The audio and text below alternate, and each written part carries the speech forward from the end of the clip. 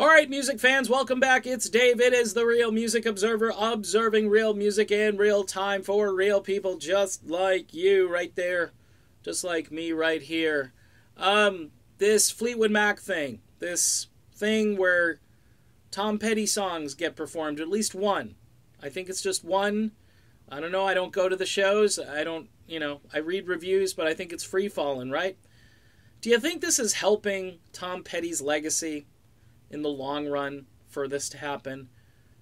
Maybe it'll force people to go listen to the Tom Petty version because this version is so bad. Let's just be honest, this is not a good version, all right? Now, I've heard reviewers say it's a soaring version. Soaring, she really went for it. I heard that. I don't know if it was on Free Fallin'. I think it was, where Stevie Nicks just really went for it. Look, folks, I don't know. I guess music is a very subjective thing. I present new bands on here sometimes, and it's crickets, okay? People are like, what? What? But maybe it's just because, we're all kind of stuck in our ways. I understand that. But when you hear somebody who doesn't have a voice that sounds anything like Tom Petty, okay? We'll drop the female thing for now because then I'm going to be accused of, being a sexist or something.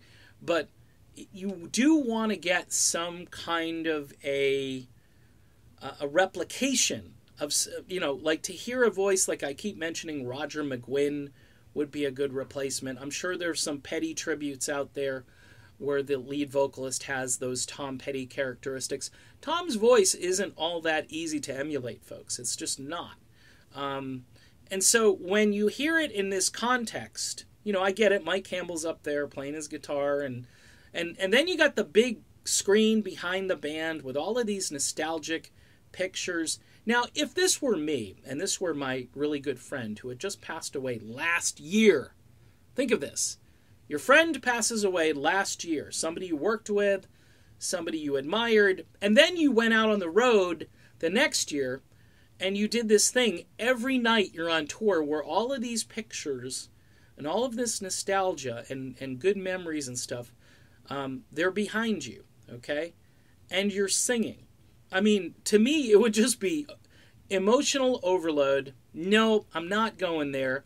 Let Tom rest in peace. I don't need to do this. It's too much for me, and I really think it's too soon to start kind of flashing his picture up behind me. Okay, that's just my opinion on this. I don't remember any bands doing this. I know Journey paid tribute to Aretha Franklin when she passed away, and Neil Schon did a nice guitar solo to that, but that's a completely different thing. Neil wasn't trying to sing Aretha or anything, and in fact, Journey didn't break into a cover version of Respect or anything like that. Totally different thing.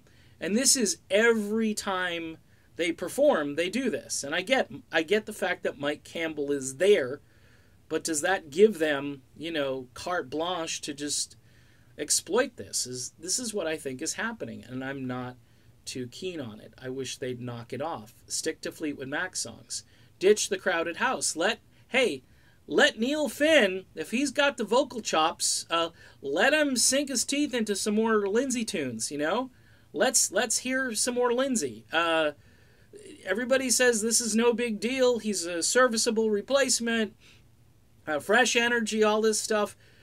Stick to the program. You got a bigger catalog of old Fleetwood Mac tunes, by the way. I was told this was going to be really heavy on the old Fleetwood Mac. But so far, it's been, 4 songs that they're bringing back from the old days?